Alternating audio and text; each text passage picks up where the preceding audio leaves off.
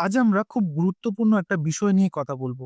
অ্যালার্জির ওষুধ খেলে ঘুম পায় কেন? অনেকেই বলেন ডাক্তার অ্যালার্জির ট্যাবলেট দিলেন, খাওয়ার পর সারাদিন ঝিমুনি লাগছে। কেউ বলে মাথা ভাল লাগে, কেউ বলে কাজ করতে ইচ্ছে করে না। তাহলে প্রশ্ন হলো এই ওষুধ কি আসলে ঘুমের ওষুধ? নাকি এর পেছনে অন্য কোনো কারণ আছে? আজকের ভিডিওতে পুরো বিষয়টা সহজভাবে বুঝে নেব। অ্যালার্জি হলে আমাদের শরীরে হাঁচি, নাক দিয়ে জল পড়া, চোখ চুলকানো, শরীরে র্যাশ এইসব সমস্যা দেখা দেয়। তখন ডাক্তাররা প্রায়ই সিট্রিজিন টাইপের ওষুধ দেন। এই ধরনের ওষুধকে বলা হয় অ্যান্টিহিস্টামিন। এখন প্রশ্ন হচ্ছে হিস্টামিন আবার কি? আমাদের শরীরে হিস্টামিন বলে একটা রাসায়নিক পদার্থ রয়েছে। যখন শরীর কোনো অ্যালার্জেনের সম্পর্কে আসে, তখন হিস্টামিন বেড়ে যায় এবং তখনই অ্যালার্জির লক্ষণগুলো শুরু হয়। সিট্রিজিন বা এই ধরনের ওষুধ হিস্টামিনের কাজ বন্ধ করে দেয়। ফলে হাঁচি, নাক দিয়ে জল পড়া এগুলো কমে যায়। কিন্তু এখানেই একটা গুরুত্বপূর্ণ বিষয় আছে। হিস্টামিন শুধু অ্যালার্জি তৈরি করে না, এটা আমাদের মস্তিষ্ককে সচেতন ও জাগ্রত রাখতেও সাহায্য করে।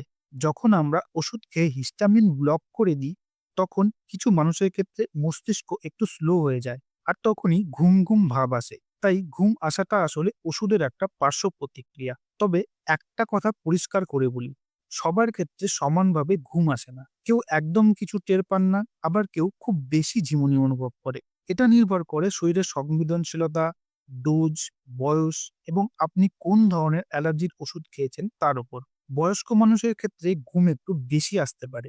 এখন প্রশ্ন হলো, ঘুম কি বিপজ্জনক? সাধারণভাবে হালকা ঝিমুনি খুব ভয়ের কিছু নয়। কিন্তু আপনি যদি গাড়ি চালান, বাইক চালান, ভারী মেশিনে কাজ করেন, যেখানে মনোযোগ খুব দরকার, তাহলে সাবধানে থাকতে হবে। ১ম বার এই ওষুধ খেলে আগে দেখুন আপনার শরীর কেমন রিঅ্যাক্ট করছে। যদি ঝিমুনি বেশি আসে, তাহলে ডাক্তারের সাথে কথা বলুন। আরেকটা ভুল ধারণা আছে। অনেকে ভাবে সিট্রিজিন ঘুমের ওষুধ। আসলে এটা ভুল। এটা মূলত অ্যালার্জির ওষুধ। ঘুম আসা একটা সাইড ইফেক্ট মাত্র। বাজারে এখন কিছু অ্যান্টিহিস্টামিন পাওয়া যায়, যেগুলো তুলনামূলকভাবে কম ঘুম আসে। যেমন ফেক্সোপেনাডিন এবং লিভোসিট্রিজিন। কোনটা আপনার জন্য ভালো হবে সেটা ডাক্তারের পরামর্শ অনুযায়ী ঠিক করা উচিত। নিজে, নিজে ওষুধ বদলানো ঠিক না। আরেকটা গুরুত্বপূর্ণ প্রশ্ন, কতদিন খাওয়া নিরাপদ? যদি আপনার মৌসুমি অ্যালার্জি হয়, তাহলে কয়েকদিন বা কয়েক সপ্তাহ খাওয়া যেতে পারে। কিন্তু মাসের পর মাস নিজের ইচ্ছা মতো খাওয়া ঠিক নয়। বারবার অ্যালার্জি হলে কারণ খুঁজে বের করা কিন্তু অবশ্যই দরকার। অবশেষে একটা বিষয় মনে রাখবেন, ঘুম পেলে সেটা শরীরের পার্শ্ব প্রতিক্রিয়া। এটা সবসময় বিপজ্জনক নয়। তবে অতিরিক্ত ঝিমুনি, মাথা ঘোরা বা অস্বাভাবিক কিছু হলে অবশ্যই ডাক্তারের সাথে কথা বলবেন। সচেতন থাকলেই নিরাপদ থাকা যায়।